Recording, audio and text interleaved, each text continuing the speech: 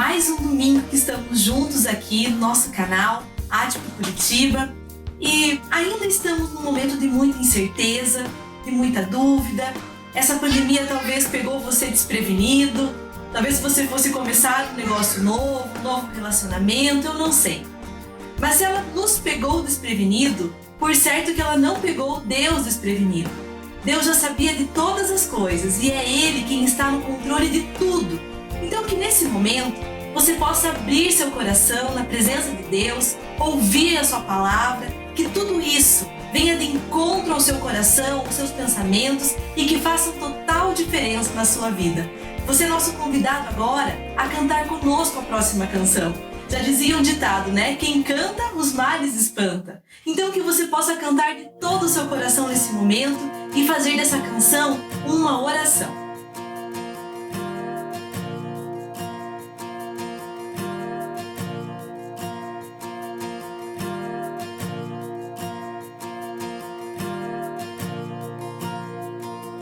Venho a ti me confessar, pra minha alma descansar. Sem tuas mãos perdido estou, guia-me por teu amor.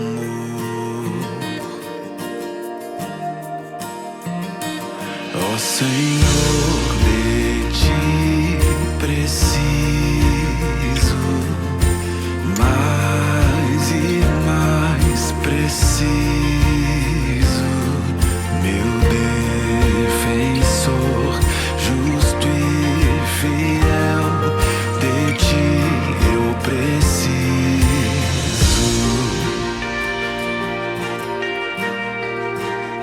Se estou perdido, encontro a graça, e onde a graça tu estás. Se estás aqui, a liberdade, tua vida em mim é santidade.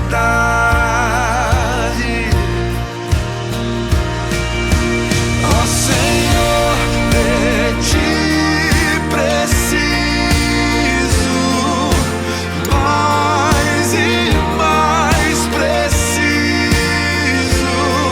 meu defensor, justo e fiel, de ti eu preciso.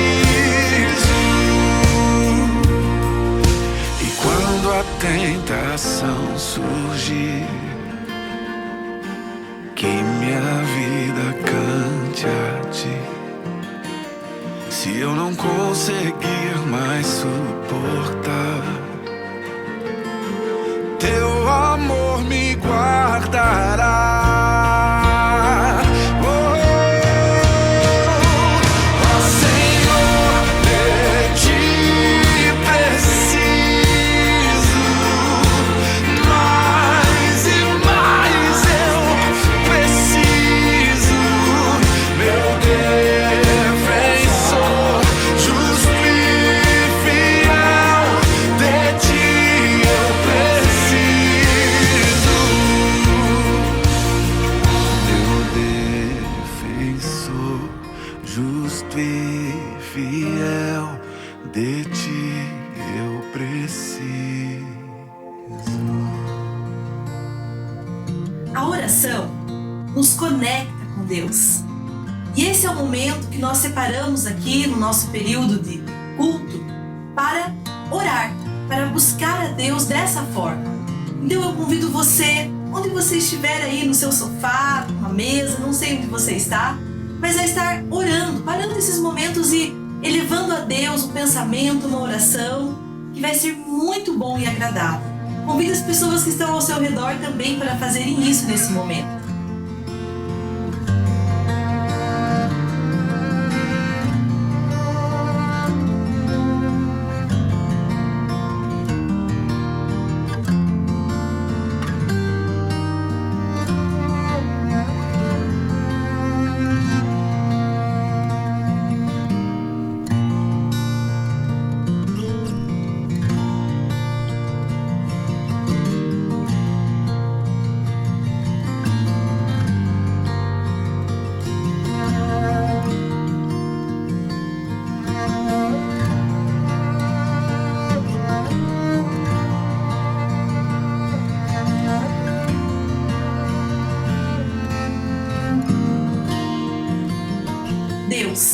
nós te louvamos porque sabemos que o Senhor nunca perdeu o controle das coisas.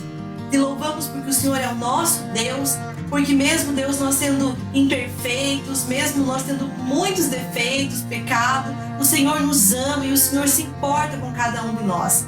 Queremos nesse momento depositar toda a nossa confiança, nossos pensamentos e as nossas vidas diante do teu altar. Muito obrigada porque podemos estar aqui, podemos ouvir a tua palavra. Em nome de Jesus. Amém.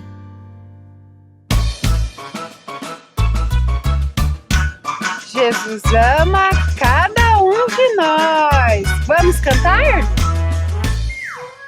Jesus ama cada um, cada um, cada um.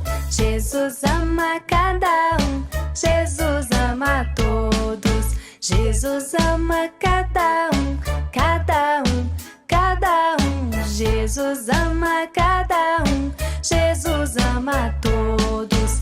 Ama o papai, ama a mamãe, grande irmão, pequena irmã. Ama a mim, ama a ti, Jesus ama todos. Jesus ama cada um, cada um, cada um. Jesus ama cada um, Jesus ama todos. Jesus ama cada um, cada um, cada um. Jesus ama cada um, Jesus ama todos. Ama o papai, ama a mamãe, grande irmão, pequena irmã. Ama a mim, ama a ti, Jesus ama todos.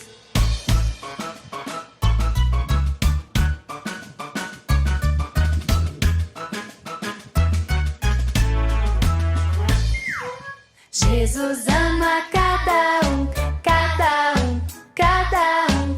Jesus ama cada um, Jesus ama todos. Jesus ama cada um, cada um, cada um. Jesus ama cada um, Jesus ama todos. Jesus ama todos. Jesus ama todos.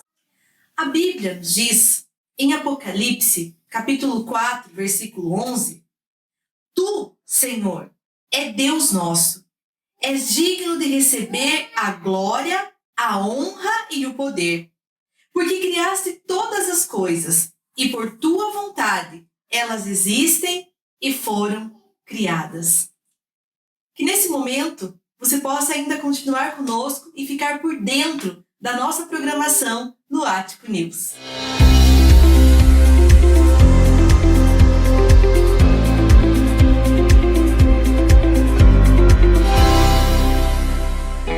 Grupo Ático Bikers.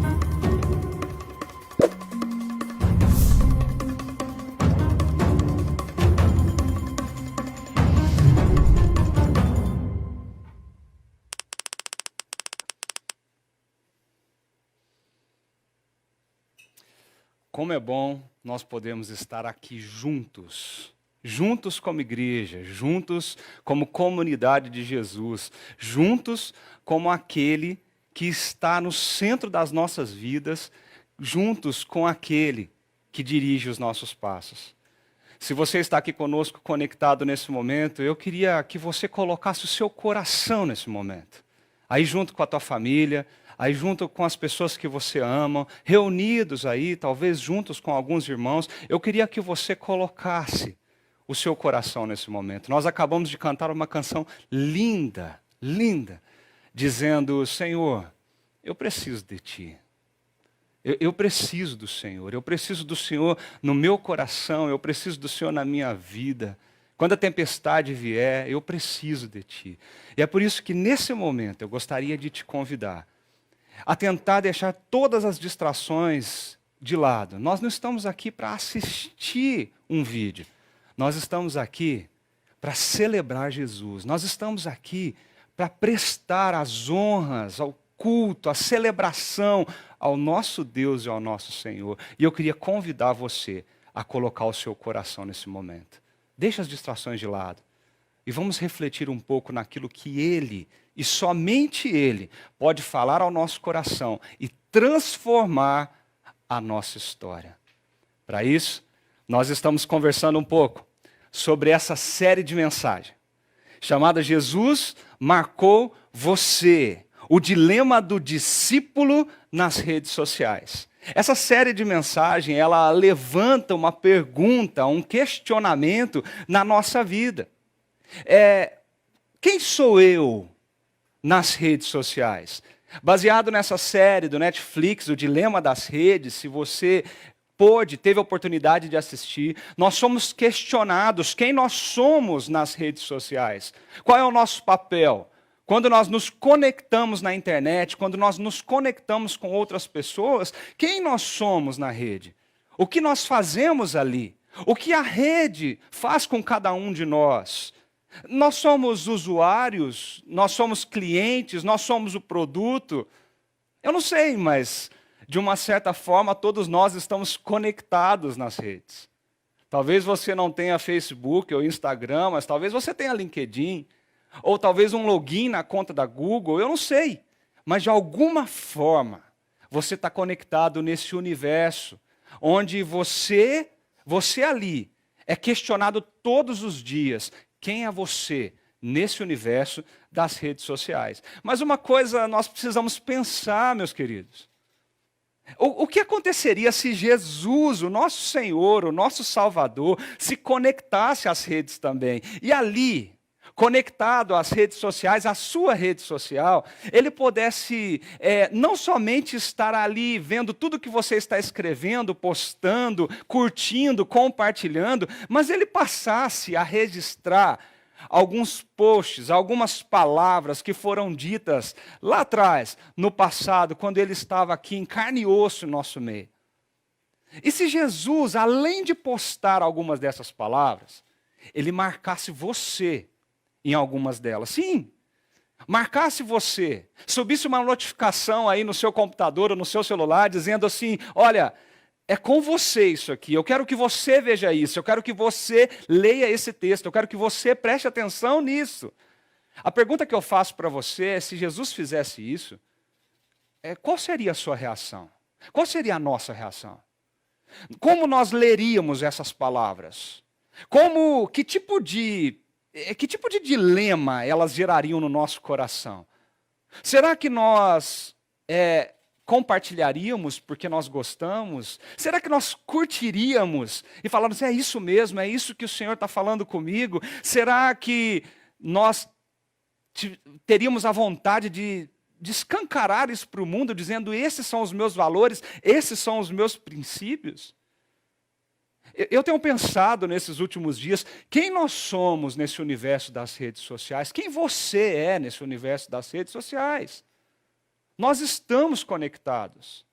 Nós estamos todos conectados de alguma forma. E quando eu penso nessa pergunta, eu logo penso em uma coisa muito séria. O que postamos revela os nossos valores. O que curtimos e compartilhamos revelam o nosso coração. O que os nossos dedos escrevem, o que os nossos dedos postam, compartilham, divulgam no seu perfil das suas redes, expressam aquilo que está dentro de você.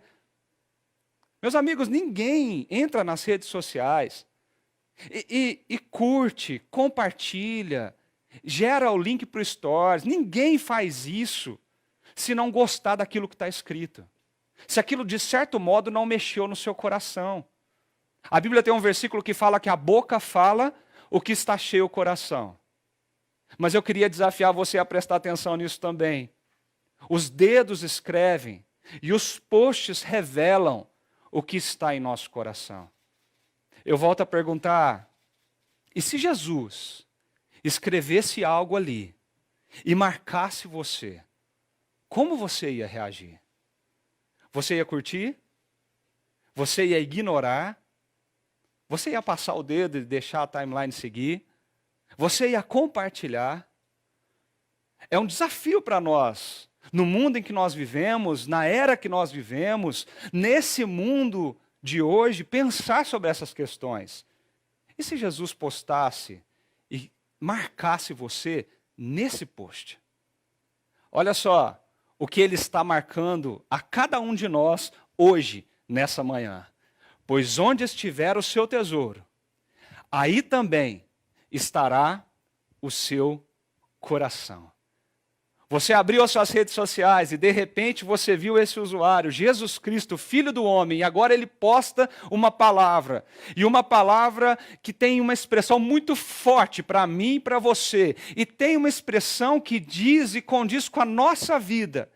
E ele diz, pois onde estiver o teu tesouro, aí também estará o teu coração. Ele postou isso. Jesus nos marcou nesse texto.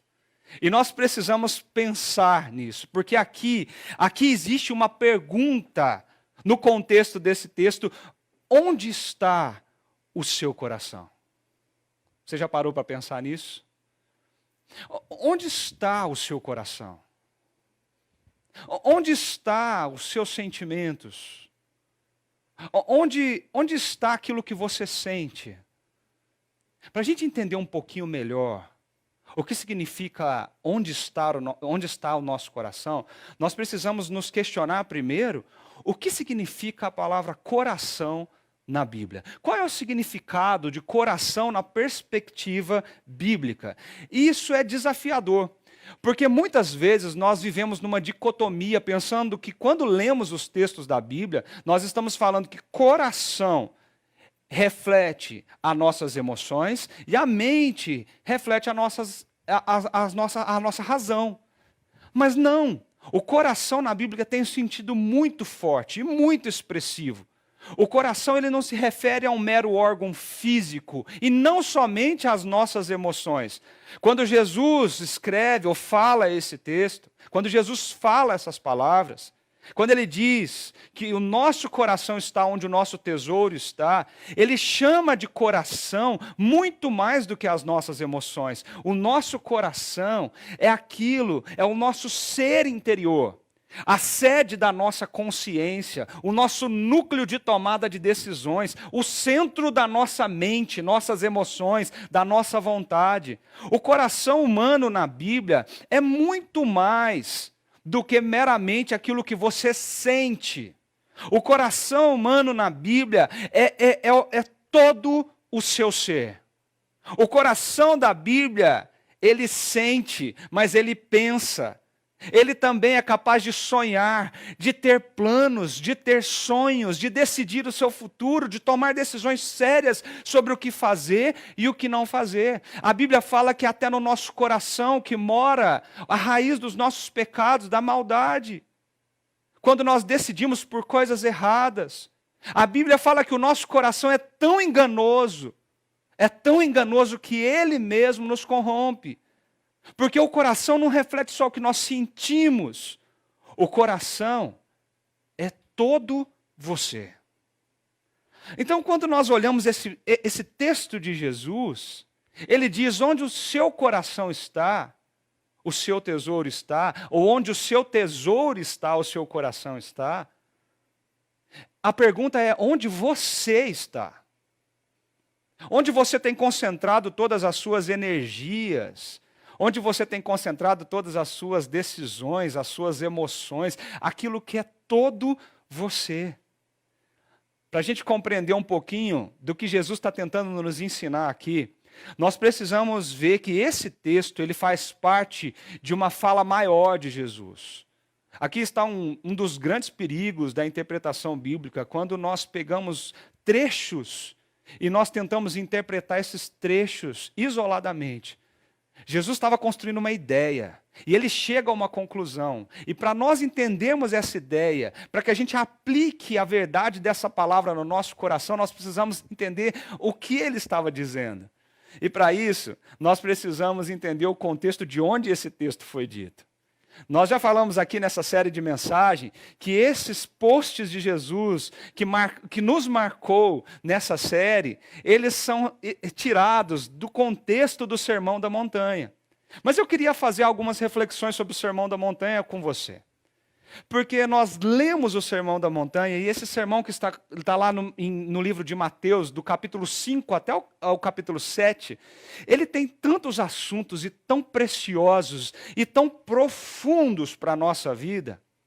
Mas o Sermão da Montanha, Jesus senta ali com seus discípulos, e quando ele proclama aquelas palavras, ele está ali proclamando uma mensagem. Jesus está fazendo através do Sermão da Montanha um esboço de como ele quer que o seu povo viva. Jesus nos mostra a essência da nossa missão. É como se ele falasse coisas, e ele está falando essas coisas, que se forem obedecidas, se forem levadas a sério, se essas coisas se tornarem a essência da nossa fé cristã, o evangelho ali praticado no nosso dia a dia, nós nos tornaremos indivíduos muito diferentes.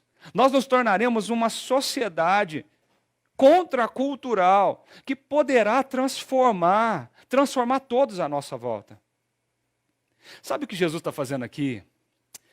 Jesus está dizendo para os seus discípulos que nós somos como a vitrine, que o mundo está olhando. E uma vez que nós pertencemos ao reino dele, o nosso comportamento é visto por todos. E à medida que ele é visto por todos, como uma vitrine, nós podemos expressar o que o reino de Jesus significa, o que ele é, o que o evangelho, a mensagem dele pode fazer na nossa vida. Como nós temos visto, e domingo passado nós vimos um pouco, a primeira metade do capítulo 6 de Mateus, Jesus descreve a vida privada do cristão. É você aprender que quando você ajudar alguém, faça isso no secreto. Quando você for orar, faça isso no secreto. Quando você for jejuar, faça isso no secreto. Jesus confronta a religiosidade daqueles que estavam sentados à sua volta, dizendo: ninguém precisa aparentemente ver o que vocês estão fazendo na sua espiritualidade, porque isso condiz com a sua conduta para com Deus. Cuidado para não fazer isso para ser visto pelos homens. Cuidado com essa motivação de vanglória, essa motivação errada, que te leva a orar em público, a desfalecer o seu rosto quando você estiver jejuando, ou até tirar uma selfie quando você estiver dando uma esmola. Cuidado com isso, porque a motivação do seu coração está errada.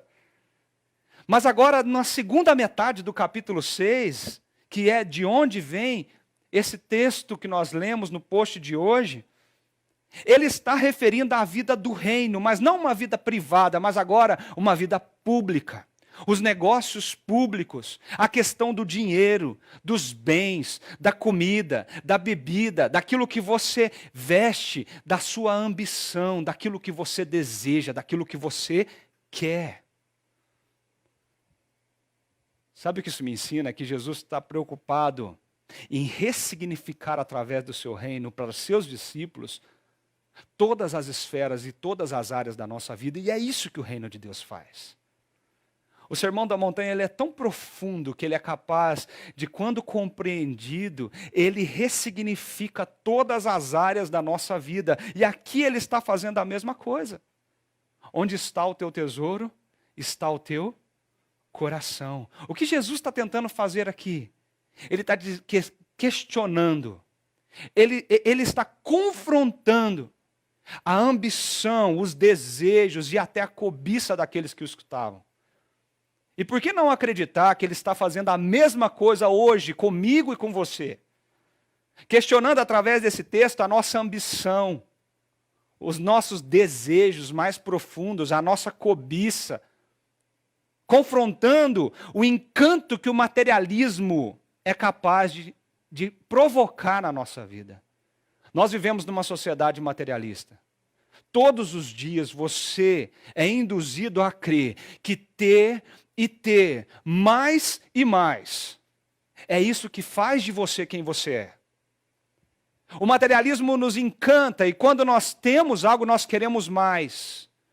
Porque parece que nossos bens, as nossas posses, os nossos recursos, eles nos trazem além de segurança para o nosso coração, eles também nos trazem status, eles nos trazem nome. E por que não dizer que eles nos trazem significado para a vida? Nós somos enganados todos os dias, porque nós somos induzidos a crer que ter, consumir, querer mais, isso faz de nós quem nós somos. Jesus confrontou aquele povo. Jesus confrontou os seus discípulos. É como se ele tirasse um raio-x do coração e dissesse para eles: o que está dentro de você? Qual é a sua verdadeira ambição? O que você deseja todos os dias? Qual é a razão de você levantar da sua cama todos os dias? Qual é o significado do que você faz? Qual é a essência da sua vida? Mas eu queria desafiar a todos nós que estamos aqui a perceber que aqui existe uma construção que é muito claramente exposta por Jesus. Existe um pensamento que é construído aqui. E essa parte que nós lemos, onde está o seu tesouro, também está o teu coração, ela faz parte dessa construção. São 3 questionamentos para a nossa vida e uma conclusão de Jesus. E eu queria convidar você a pensar um pouco sobre isso essa manhã, porque Jesus marcou você nesse texto. A primeira pergunta que Jesus faz nesse texto, nessa perícope maior, nesse texto maior, é essa: onde está o seu tesouro? Onde está? Ele não está perguntando qual é o seu tesouro. Ele está perguntando onde ele está. Percebem isso? Olha só o texto completo que diz: não acumulem para vocês tesouros na terra, onde a traça e a ferrugem destrói, e onde os ladrões arrombam e furtam. Mas acumulem para vocês tesouros nos céus, onde a traça e a ferrugem não destrói, e onde os ladrões não arrombam nem furtam. Pois onde estiver o seu tesouro, aí também estará o teu coração. Preste atenção, meus queridos.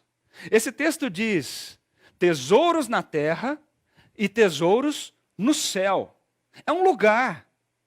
Eu queria provocar essa reflexão nos nossos corações essa manhã, porque a afirmação de Jesus, ela não está indo na direção de que nós não podemos ter tesouros. Não é isso. Nós entesouramos coisas, nós trazemos significados e valor para coisas, pessoas, para a nossa vida. Como seres humanos, nós sempre estamos buscando alguma coisa. Como seres humanos, nós sempre temos alguma ambição. O nosso coração deseja coisas. O que Jesus está dizendo aqui não é que nós não podemos ter tesouros. Mas o que ele está fazendo aqui é uma decisão muito óbvia. Parece que quem está ouvindo ele passa por essa decisão óbvia. Se você quer ter tesouros, então, por favor, veja onde você está acumulando eles. Parece que é óbvio, se você quer investir, se você quer colocar os seus recursos, se você quer colocar a sua energia, se você quer colocar o significado da tua vida, se você quer colocar os seus dias de trabalho, o seu suor, o que Jesus está falando aqui é coloque no lugar certo. Coloque onde realmente vale. Porque se você coloca a sua energia, o seu coração, o seu pensamento, os seus dias de trabalho para acumular coisas aqui, na terra, na sua vida totalmente finita de alguns anos aqui, você sofrerá as degradações da terra. A traça, a ferrugem vai destruir o que você vai acumular, os ladrões podem te roubar, te furtar do que você tem. Não é seguro. Você pode perder tudo. Você pode perder tudo que você acumulou, tudo que você ajuntou. Então ele diz, não acumulem tesouros. Eu queria só abrir um parêntese aqui. Ele diz, não acumulem tesouros para vocês. Aqui não. Mas por outro lado, parece tão óbvio, falou assim, se você quer investir seu tempo, sua energia, aquilo que você é, todos os seus dias de trabalho, então invista em um lugar seguro. Um lugar que o mercado financeiro nunca se instabiliza. Um lugar onde você não precisa de seguros, porque ele já é um lugar estável. Acumulem para vocês tesouros no céu. No céu. Essa palavra de Jesus foi alvo de uma profunda reflexão do meu coração durante essa semana. Primeira coisa que eu comecei a pensar é que Jesus não está dizendo aqui que nós não devemos ter posses. Meu amigo e minha amiga, Jesus não está condenando você de ter o que você tem. Se Deus te deu recursos para ter o que você tem, você deve glorificar a Deus por isso, você deve honrar a Deus por isso. E a Bíblia é muito clara quando fala que nós devemos desfrutar das belezas daquilo que Deus nos dá. Deus não está condenando você de ter o que você tem. Mas Deus faz um movimento muito forte aqui. Sabe o que Jesus está dizendo? Cuidado. Cuidado com o que está no teu coração por trás daquilo que você tem. Qual é a motivação que você tem ao ter o que você tem? Percebe isso? O texto é muito claro. O que Jesus está questionando aqui é sobre esse acúmulo egoísta de bens. Ele diz, não acumulem para você, cuidado com essa motivação. Ele está dizendo para os seus discípulos, cuidado porque a vida do reino de Deus é incompatível com essa fantasia que a vida da pessoa consiste naquilo que ela tem, na sua beleza estética, aquilo que ela tem, no seu trabalho, na sua carreira profissional, nos diplomas que ela colecionou. Cuidado, porque nós podemos ser movidos com essa motivação aqui na terra. As posses, o que eu acumulei no banco, os meus bens, a minha beleza, a minha carreira, o meu conhecimento, a minha inteligência. Nós, por motivações erradas, nós transformamos tudo isso como os nossos maiores tesouros. Mas tesouros aqui. E eu fiquei pensando, Jesus está dando uma alternativa tão óbvia. Se a maior segurança está em acumular tesouro no céu, o que ele está querendo dizer com isso? Meu amigo, pense comigo. Minha amiga, reflita aí no seu coração. O tesouro no céu é incorruptível, mas o que seria isso? Acumular tesouro no céu é fazer coisas cujos efeitos dela duram para a eternidade, que não estão limitados nessa vida. Por exemplo, o desenvolvimento do seu caráter.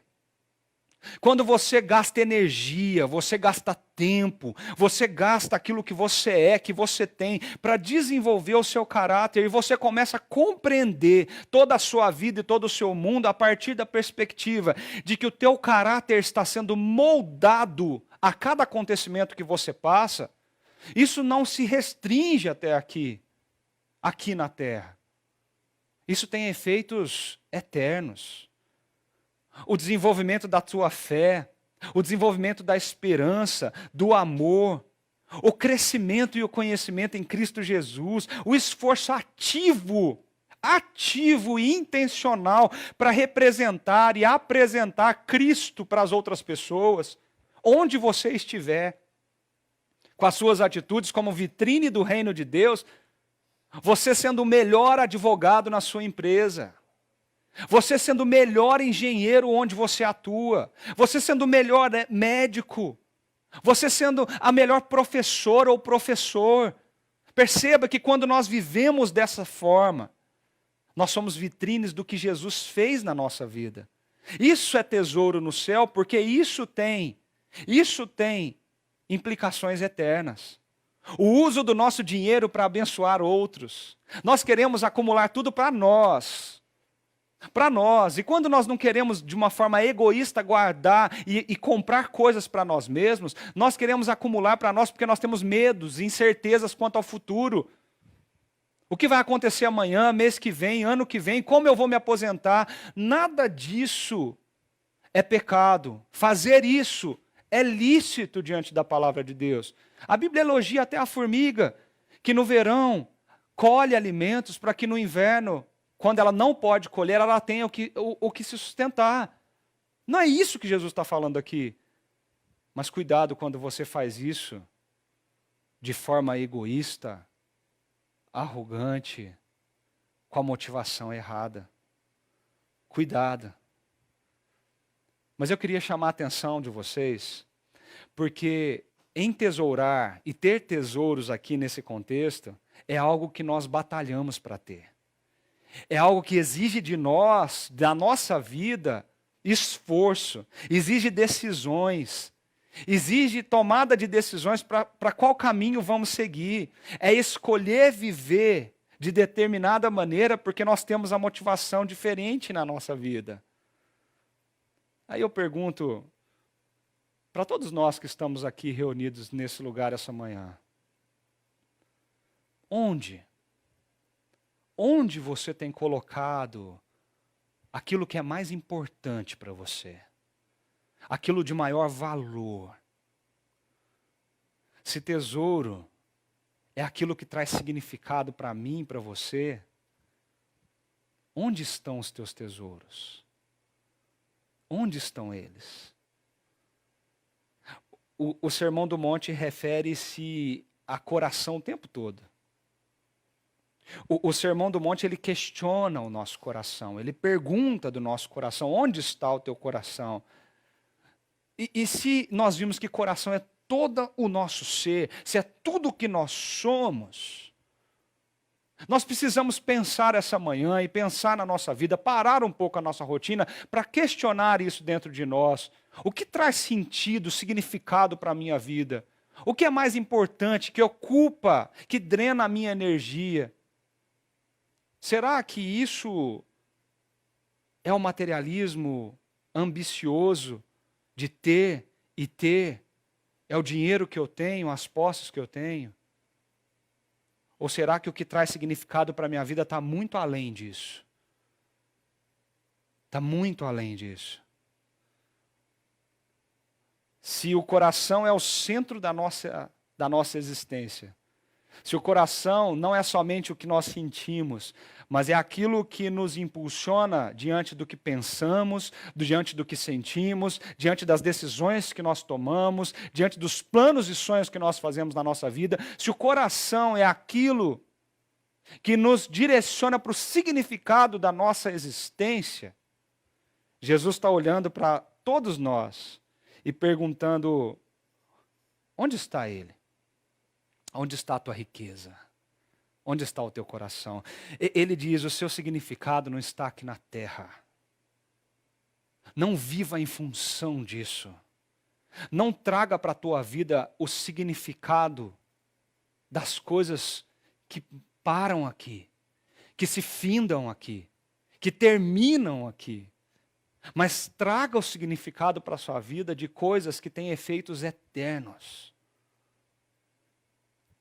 Eu não sei se você já viveu essa experiência. Mas se você já viveu isso, você vai entender o que eu estou tentando dizer. Quando você usa alguma coisa que você tem e você se move em direção a outra pessoa e você abençoa essa outra pessoa com aquilo que você tem, a outra pessoa fica imensamente grata com você. Mas os grandes abençoados ali somos nós.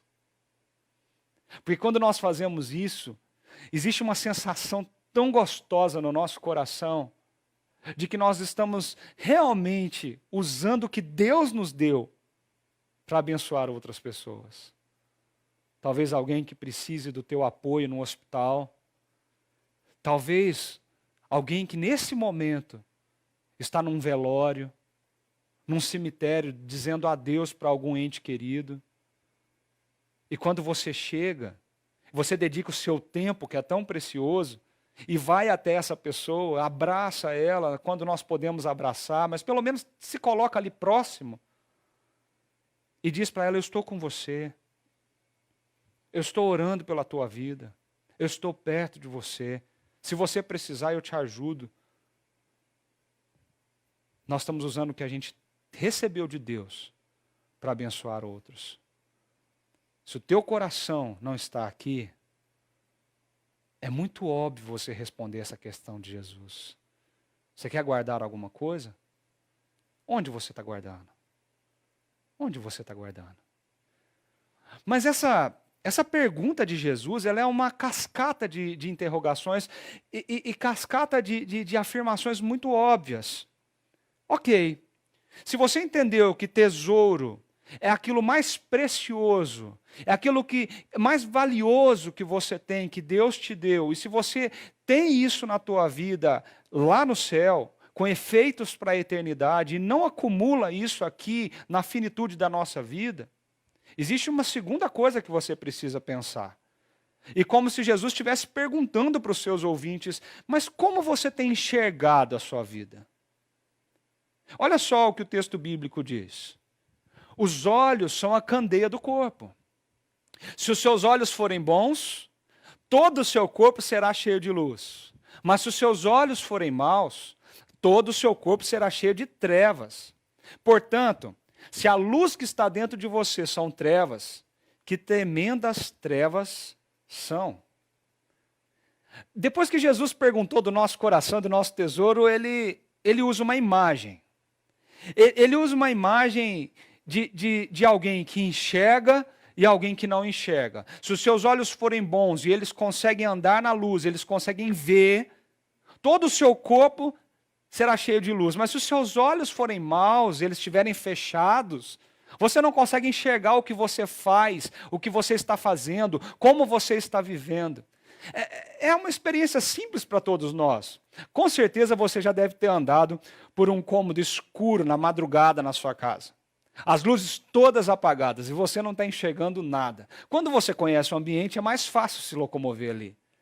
Se você não acender a luz, você pode esbarrar nos móveis, você pode até tropeçar em algum brinquedo caído para o chão e você pode cair e se machucar. Se você está num ambiente desconhecido, isso é mais perigoso ainda. Porque você não sabe a posição dos móveis. E se você não acender a luz, com certeza você vai bater em alguma coisa e vai se machucar. Você segue tateando pelas paredes, pelos móveis, para saber como chegar aonde você quer chegar. Ou até mesmo como chegar ao interruptor. Quando você tem luz e os seus olhos são abertos, você olha aquele cômodo agora, você sabe onde cada coisa está. E você sabe por onde você tem que ir. Quais as decisões que você tem que tomar. Aqui eu viro para a direita, aqui eu viro para a esquerda, eu sigo reto no corredor e aí sim eu chego no meu destino. Você sabe com clareza onde você está indo e o que você está fazendo. Percebe? Existe uma imagem aqui que Jesus está usando para construir essa ideia que ele está dizendo para aquele povo. E que está dizendo para nós também. Como são os seus olhos? Você consegue ver com clareza? Porque existe um problema aqui.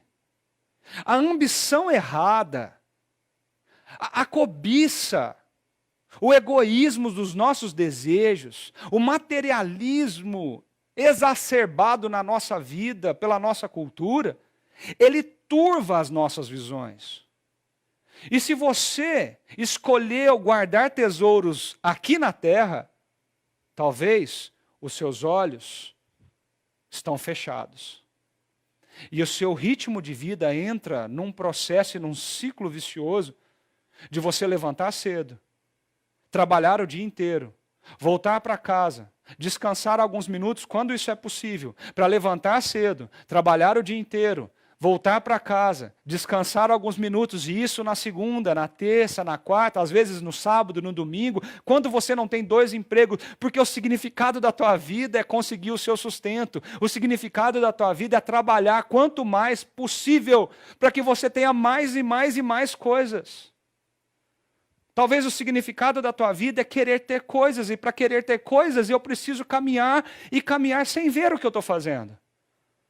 Perceba que quando as pessoas colocam o tesouro dela na beleza estética, as pessoas se arriscam tanto, mas tanto, que elas são capazes de fazer loucuras para satisfazer o seu prazer de se apresentar bem, de ser bonito ou ser bonita, de ser belo ou bela aos olhos dos outros. E são capazes de loucuras, de inúmeras cirurgias plásticas, de muito dinheiro sendo gastado nisso. Porque parece que o significado, o tesouro da vida daquela pessoa é isso. O tesouro dela é ser bonita ou bonito. São horas de academia, são muito dinheiro, é muito dinheiro gasto em complementos. O significado se tornou esse. E a pessoa está cega, tateando pelas paredes, porque ela nem vê o que ela está fazendo. Ela vive a sua vida e acha que a sua vida é isso. Quando chega no final da sua vida, queira Deus que ela olhe para trás e veja, poxa, o que eu fiz da minha vida? O que eu fiz dos meus dias? Qual o valor, qual legado eu deixei para os meus filhos? Qual legado eu deixei para as pessoas que me conhecem? Como eu fui vitrine do reino de Deus para todos os que conviveram comigo? Percebe isso? Consegue entender o que Jesus está tentando colocar aqui por trás dessa lógica? E para ele é como se ele estivesse fazendo ali, o texto nos expõe isso de uma forma como se fosse tão óbvio. Se você acumula tesouros nos céus, coisas que têm significados eternos, que abençoam pessoas para a eternidade, você tem os olhos na luz, porque você caminha na verdade do Evangelho e você consegue ver onde você está indo. As coisas têm significado, têm clareza, a realidade se torna clara aos teus olhos. Você chega ao final da sua vida e você sabe o porquê você fez o que você fez. Quando você levanta às 6 horas, 5 horas da manhã para começar o seu dia, você coloca os seus pés para fora da cama e diz, eu sei por que eu estou fazendo isso. Eu sei. Eu me lembro que quando eu trabalhava no hospital, meus primeiros 2 anos como enfermeiro, talvez no primeiro ano já, alguns dias do meu trabalho eu levantava e eu entrei numa crise muito forte profissional. Eu gostava muito do que eu fazia, eu amava cuidar de pessoas, eu amava ser enfermeiro. Eu estudei por um tempo e me dediquei intensamente aos meus estudos, porque eu sabia que o que eu estava fazendo era para o outro e não para mim. E isso me dava um prazer inenarrável. Mas quando eu entro nessa crise, eu me vejo muito mais preocupado com a quantidade de dinheiro que entraria na minha conta bancária no final do mês, do que no significado do que eu estava fazendo. E eu passei semanas tristes, semanas pensando nisso, semanas tentando planejar de alguma forma para que esse dinheiro aumentasse e isso fosse talvez a razão, um significado maior para mim, que valesse a pena. Até que, depois de um tempo, eu trabalhando, ouvi de um dos colegas de trabalho uma frase que mudou a minha perspectiva. E ele disse assim, poder levantar alguém de uma cadeira de rodas, sendo que ela não consegue fazer isso, e deitar essa pessoa numa cama, ou poder tirar ela da cama e colocar numa cadeira de rodas, parece algo muito, mas muito simples, que qualquer um faz. E ele disse para mim assim, Leandro, a diferença está no porquê você faz isso. aquele dia eu voltei a pensar que ser enfermeiro para mim era muito mais do que uma questão de ganhar dinheiro. Porque eu nunca ganhei dinheiro sendo enfermeiro. Mas sendo enfermeiro, eu poderia ter um porquê. Eu não vivo para mim, eu vivo para o outro. Percebe isso? Parece que os meus olhos se abriram. Parece que eu comecei agora a enxergar o cômodo e agora eu sei onde os móveis estavam. Agora eu conseguia andar por ali e eu falava para Deus, Deus, é isso que eu quero na minha vida. A cegueira, ela nos leva a uma escuridão e a ambição errada, egoísta, nos mergulha numa ambição moral terrível. Nós nos tornamos intolerantes, desumanos, nós nos privamos do significado da vida e nós levamos a nossa rotina e o nosso dia como se tudo dependesse do que você faz, do que você tem, do que você está conquistando. Jesus está olhando para aquele pessoal e olhando para mim e para você. E dizendo assim, você quer acumular alguma coisa? Para quem você faz isso? Melhor dizendo, onde você está acumulando isso? Você está enxergando a sua vida? Porque se você decidir acumular tesouros no céu, se o mais importante na tua vida e nos teus dias são coisas do céu, os seus olhos serão abertos e todo o seu corpo será cheio de luz. Você vive com significado, não mais perdida. E olha que construção bonita. Porque agora tem mais uma pergunta que ele está fazendo para nós. Então, peraí, então a quem você serve? Jesus está indo mais profundo, ele está aprofundando essa reflexão. Ele está indo mais e mais para dentro de nós mesmos. Ele pergunta assim, a quem você serve? Olha o que ele diz. Ninguém pode servir a dois senhores, pois odiará um e amará o outro, ou se dedicará a um e desprezará o outro. Vocês não podem servir a Deus e ao dinheiro. Agora Jesus aponta para um outro movimento do nosso coração, de perguntar a quem nós servimos. Eu acho bonita essa palavra servir. Eu acho bonita essa palavra servir, porque Jesus trabalha uma outra imagem aqui. A imagem que Jesus está trabalhando agora se desloca para as relações muito comuns da sociedade, da cultura daquela época. Todos conheciam o que era um senhor de escravo e um escravo. Todos conheciam a lealdade que um escravo tinha para com o seu senhor. Às vezes voluntária, às vezes não. Na maioria das vezes não. Mas era uma lealdade. A essência da escravidão era uma lealdade única e exclusiva. A essência da escravidão ali é você ter um dono só. Ninguém tinha dois senhores. Todo escravo tinha um dono. Todo mundo sabia disso. O Império Romano legislava sobre isso. As pessoas sabiam que ninguém podia servir mais de um senhor de escravo, mas que ele era de um só. Porque se você fosse de dois donos, uma hora ou outra, iria ter conflitos de interesse. Imagina, seu dono te pede alguma coisa naquele momento e você não pode porque você está atendendo o outro. E os conflitos de interesses começariam a surgir. Todo mundo conhecia essa imagem muito bem. E Jesus olha para aquele povo e fala assim, a quem você serve? E essa palavra servir aqui, essa palavra serviço aqui tem muito a ver com essa entrega de lealdade inteiramente. Ele aprofunda a questão. Se você escolheu o tesouro no céu, se você agora enxerga claramente para onde você está indo porque o significado entrou na tua vida, pergunte-se a si mesmo, a quem você devota a sua lealdade, a sua fidelidade. Você já pensou nisso? A quem você serve de verdade? Nós estamos numa cultura que diz que nós somos donos de nós mesmos. Cada dia que passa, As redes sociais são bombardeadas de afirmações de autonomia. Você precisa ser autônomo. Ninguém manda em você. Você é dono e dona do seu próprio nariz. Você toma as suas decisões. Você faz as suas escolhas. Você vive para você. Até as relações do casamento hoje estão sendo deturpadas, distorcidas em relações onde que mesmo juntos não são mais um só, como a Bíblia afirma.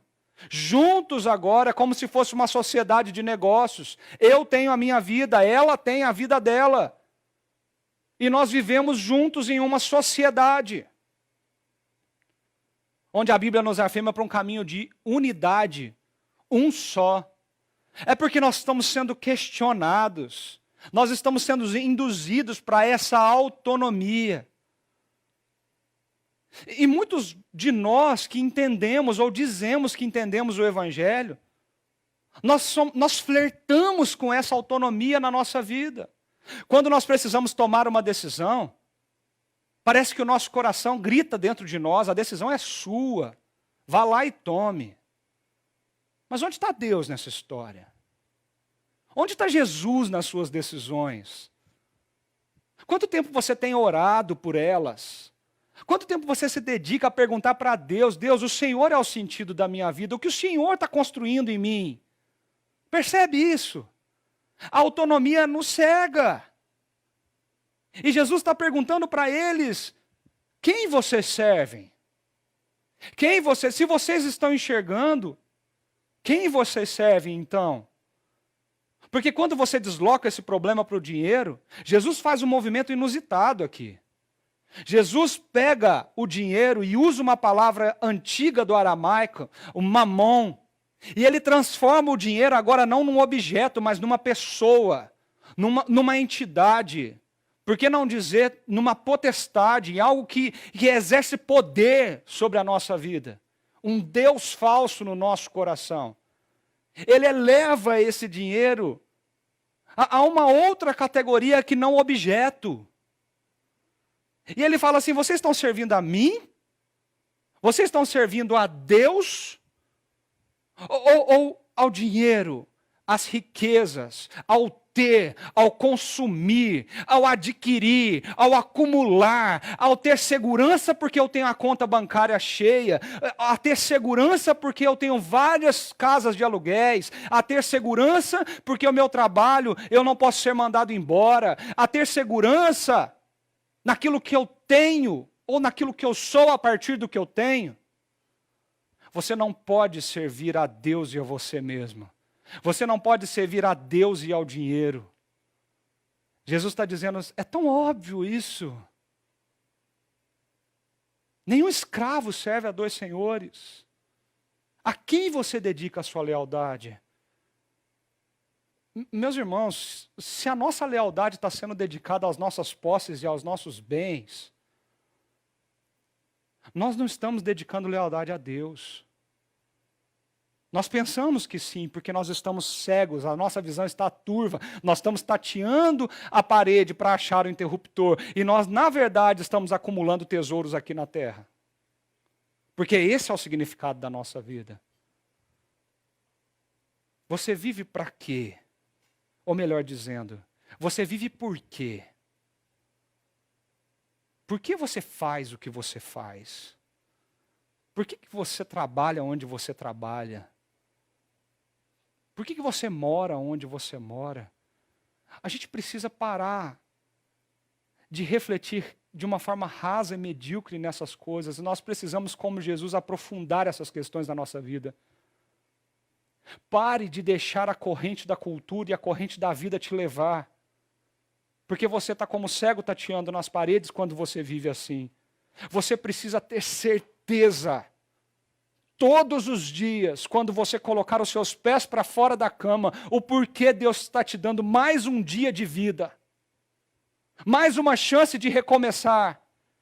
Mais uma chance de fazer tudo de novo. Mais uma chance de trazer o sentido da tua existência no reino de Jesus como vitrine a todos aqueles que convivem com você, no hospital, no escritório, na empresa, seja onde você estiver. Faz sentido isso para você? Eu queria dizer para você que eu fui tremendamente impactado com essa realidade essa semana. Onde está o significado de tudo que eu faço? Eu perguntei para o meu coração, Leandro, onde está o significado da sua vocação? Como pastor, como ministro do Evangelho? Numa cultura onde ser pastor é a coisa mais difícil. Numa cultura que nós estamos sendo estigmatizados por dizer seguidores de Jesus. Numa cultura onde a figura do pastor é questionada todos os dias. Eu fiz essa reflexão perguntando para Deus qual o sentido da minha vocação. As lágrimas começaram a escorrer nos meus olhos e eu disse para Deus, Deus, não me deixa viver um dia sequer sem saber que o que eu faço, eu não faço para mim. Nem pelo que eu quero ter, mas eu faço o que eu faço, porque o Senhor é o meu Deus. O Senhor é o meu dono. Mesmo que o meu coração tente me enganar, eu preciso todo dia me lembrar disso. E retomar o significado da minha vida. E olha que bonito. Depois dessas 3 perguntas, Jesus volta para essa questão. Então, peraí. Onde que está seu coração? Olha o que o texto continua dizendo. Portanto, eu lhes digo. Só para um pouquinho. Agora o pessoal da técnica aqui vai me achar ruim comigo. Mas para um pouquinho. Olha o que está escrito aqui. Portanto. Sabe o que quer dizer isso? Portanto, ele está concluindo um pensamento. Tudo aquilo que ele começou a dizer, os tesouros, a forma que você enxerga, quem é seu mestre, é uma cascata de decisões. E agora, no portanto, ele conclui isso. E agora sim, como ele conclui isso? Leia comigo aí. Portanto, eu lhes digo, não se preocupem com a sua própria vida, quanto ao que comer ou beber, nem com o seu próprio corpo quanto ao que vestir. Não é a vida mais importante que a comida? E o corpo mais importante que a roupa? Aqui é uma conclusão. Quando Jesus fala isso, ele está concluindo e amarrando tudo aquilo que está lá em cima sobre a questão da nossa vida no público, aos olhos de todo mundo. Ele está nos convidando a pensar em alternativas claras que estão diante de nós. Ele está nos convidando a refletir profundamente. Você quer acumular tesouros? Então qual das duas possibilidades é mais durável? Você quer ser livre e intencional nos seus movimentos e saber para onde você está indo? Como que devem estar os seus olhos? Onde eles devem estar? Você quer servir o melhor mestre? Qual que é o mais digno da sua devoção e lealdade? E agora ele diz, então não fiquem ansiosos, não se preocupem com a sua própria vida, quanto ao que comer e ao que beber. E ele continua dizendo assim, não, portanto, concluindo, não se preocupem dizendo o que nós vamos comer, o que nós vamos beber, o que nós vamos vestir. Pois os pagãos é que correm atrás dessas coisas, mas o Pai Celestial sabe que vocês precisam delas. Olha que lindo isso, gente. Olha que coisa mais maravilhosa. Ele está dizendo assim, sabe quem corre atrás dessas coisas, vive em função dessas coisas, que vive para isso, o porquê da vida dessas pessoas é o que ele come, o que ele bebe, o que ele tem, o que ele possui, são as pessoas, aqui ele usou a palavra pagão. Referindo àquelas pessoas que não têm o significado da sua vida em Deus. Não vive como se Deus existisse e fosse o Senhor da vida dele. Nós, discípulos de Jesus, nós não somos essas pessoas. Nós não devemos significar a nossa vida a partir do que nós temos, do que nós comemos, das festas que nós vamos, do status social que eu possuo. Nós não podemos significar a nossa vida nas selfies dos restaurantes famosos que nós frequentamos. Nós não podemos trazer o significado da nossa vida na marca do carro que eu dirijo, muito menos da roupa que eu visto. O significado da nossa vida não é este. O meu tesouro não é este. O meu Pai sabe do que eu preciso.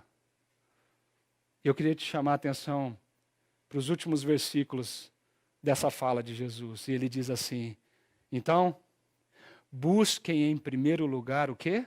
O reino de Deus e a sua justiça. E todas estas coisas, o que comer, o que vestir, onde morar, lhes serão acrescentadas. Busquem em primeiro lugar o que é de Deus. Busquem em primeiro lugar o reino de Deus. Busquem em primeiro lugar entender que o significado da nossa vida é estar debaixo do senhorio de Jesus Cristo. Busquem em primeiro lugar compreender que a nossa vida não se limita aos anos que nós vivemos aqui, mas uma vez que nós entendemos que Jesus Cristo morreu por nós naquela cruz para perdoar todos os nossos pecados, que Ele ressuscitou ao terceiro dia para mostrar que a morte não é o limite para nós, que nós também caminhamos para a eternidade com Ele. Esse Jesus nos mostrou que o reino de Deus consiste em olhar a Deus sobre todas as coisas e abençoar o outro que convive comigo. Quando nós buscamos isso como significado maior da nossa existência e da nossa vida, da nossa vocação, da nossa carreira, quando nós fazemos isso, nós acumulamos tesouros nos céus. Porque tudo que fazemos tem significados eternos. Até um cantar, até coisas mais simples e banais do dia a dia. Um conversar com o vizinho, ou fazer um almoço para a família, coisas corriqueiras. Isso são feitas numa outra perspectiva. Nós enxergamos para onde nós estamos indo. Nós sabemos onde a nossa lealdade está. Eu não vivo para ganhar, eu vivo para glorificar aquele que é meu mestre. Então, para mim, esse texto é muito claro. A pergunta aqui é: onde está o teu coração? Esse texto fala da nossa ambição, do que nós buscamos, do que nós desejamos, do que nós almejamos. Esse texto fala daquilo que é o mais importante na nossa vida. E se você entendeu o que é fazer parte do reino de Jesus como um discípulo dele, Jesus quer ressignificar, trazer significado para todas as áreas da sua vida. Ele começa trazendo significado para a nossa existência, no nosso coração. Você consegue compreender o valor do seu relacionamento no matrimônio. Você entende que é muito mais do que uma escolha sua. Mas é uma ilustração de um relacionamento lindo que Jesus nos propõe. Você começa a trazer sentido para ter filhos ou não ter filhos, ou entender o movimento de Deus na sua vida nesse sentido. Você começa a entender por que Deus te deu habilidades em determinadas áreas, por que Ele te chamou para ser o que você é. Você começa a trazer esse significado todos os dias. Meus irmãos, meus amigos, perguntem para vocês mesmos, como eu fiz essa semana intensamente dentro de mim. Qual é o sentido da minha vida? Onde está o meu coração? Onde está o meu coração? Onde está o seu coração? Eu olho para esse texto e eu vejo aqui que no começo da fala de Jesus ele fala assim: não andeis ansiosos por coisa alguma. Cuidado. A ansiedade pode ser um sinal de um coração que está buscando segurança em coisas que não são Deus.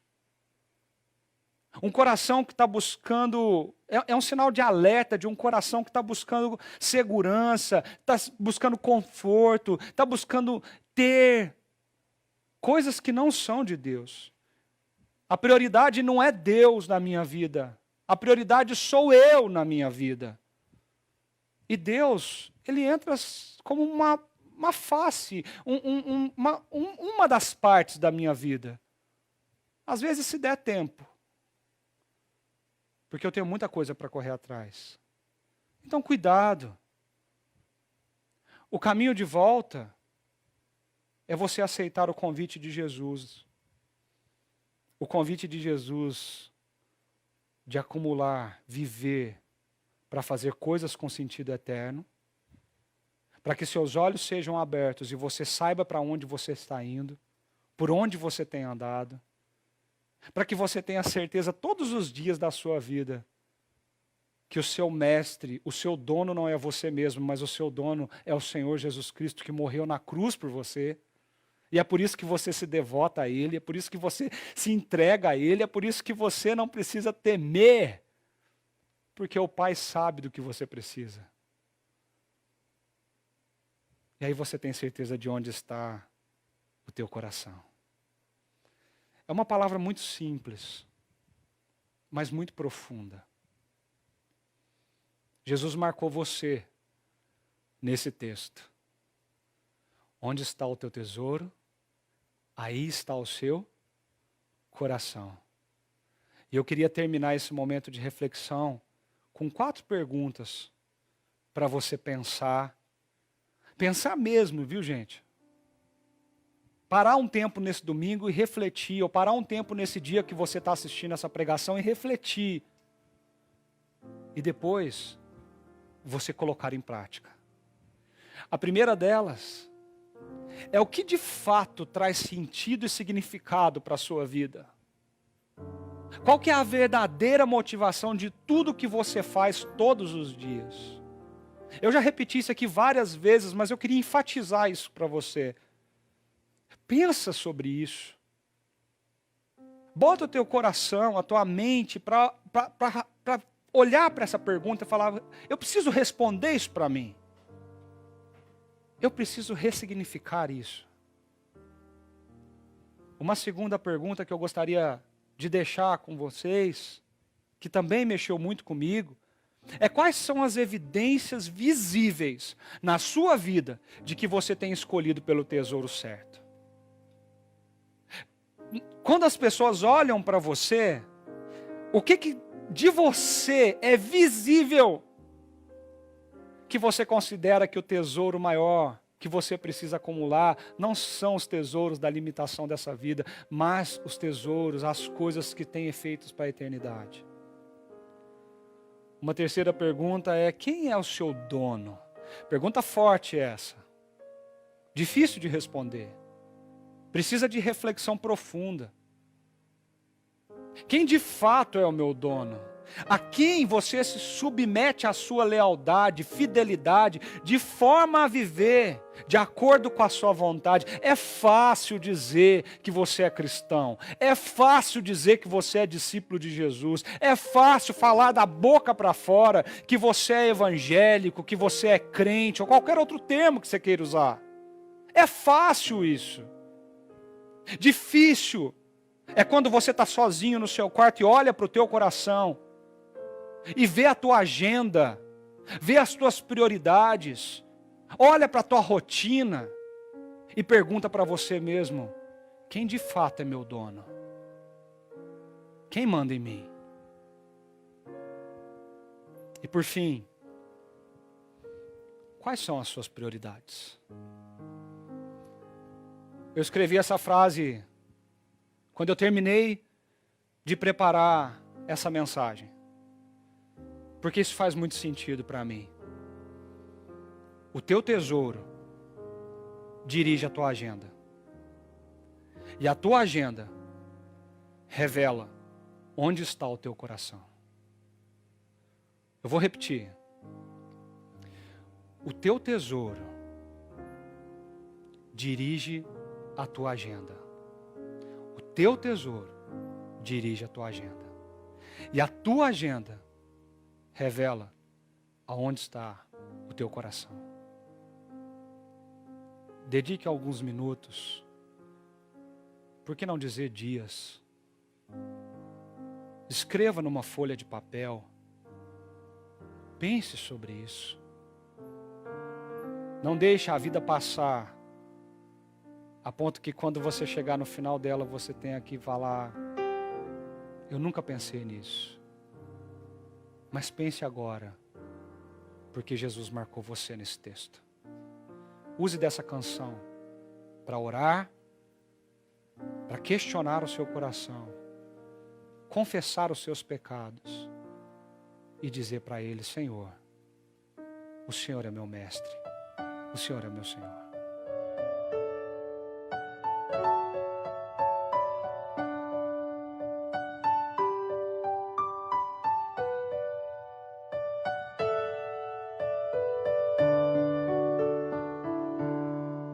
Meu Jesus, a ti me achego, com temor no coração.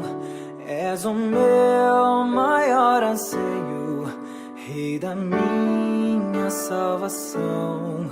Pai, a ti eu agradeço por tão infinito amor que recebe com carinho este pobre pecador. Boa é tua vontade de onisciente Deus, que meus planos sempre estejam conectados com os teus. Ó, perdoa os meus pecados, venha me disciplinar, que a pureza de tua glória venha em mim habitar. Santo e majestoso Deus, exaltado é Senhor, coroado sobre a terra, em tua glória e esplendor. Teu é todo domínio, toda honra e poder, pelos séculos dos séculos. Amém.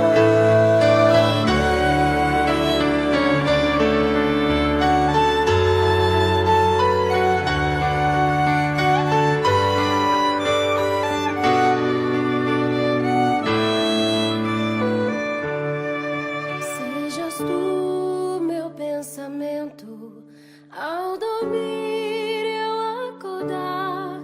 Dá-me sede da palavra, sempre nela meditar. Faz de mim pequeno Cristo, digno de ser filho teu, anunciando as boas novas, salvação que vem de Deus. Santo e majestoso Deus, exaltado é Senhor, coroado sobre a terra, em tua glória e esplendor. Teu é todo domínio, toda honra e poder, pelos séculos dos séculos.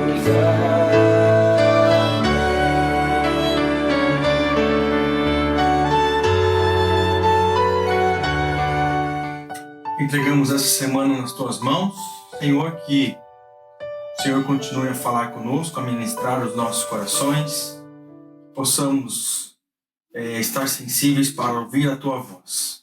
Que o Senhor nos abençoe, nos guarde, nos proteja, nos livre de todo mal, que possamos assim reconhecermos e agradarmos o teu coração. Em nome de Jesus, amém. Que a graça do nosso Senhor e Salvador, Jesus Cristo, o amor de Deus, nosso eterno Pai, e a consolação do Espírito Santo do Senhor esteja sobre toda a sua casa, sobre toda a sua vida, não apenas no dia de hoje, mas para todos sempre. Amém e amém. Queremos convidar você para continuar conosco, uma sala de bate-papo que temos para ter um momento de descontração, continuarmos conversando e assim também agradarmos ao Senhor. Ok? Deus abençoe, tenha uma boa semana na presença de Jesus.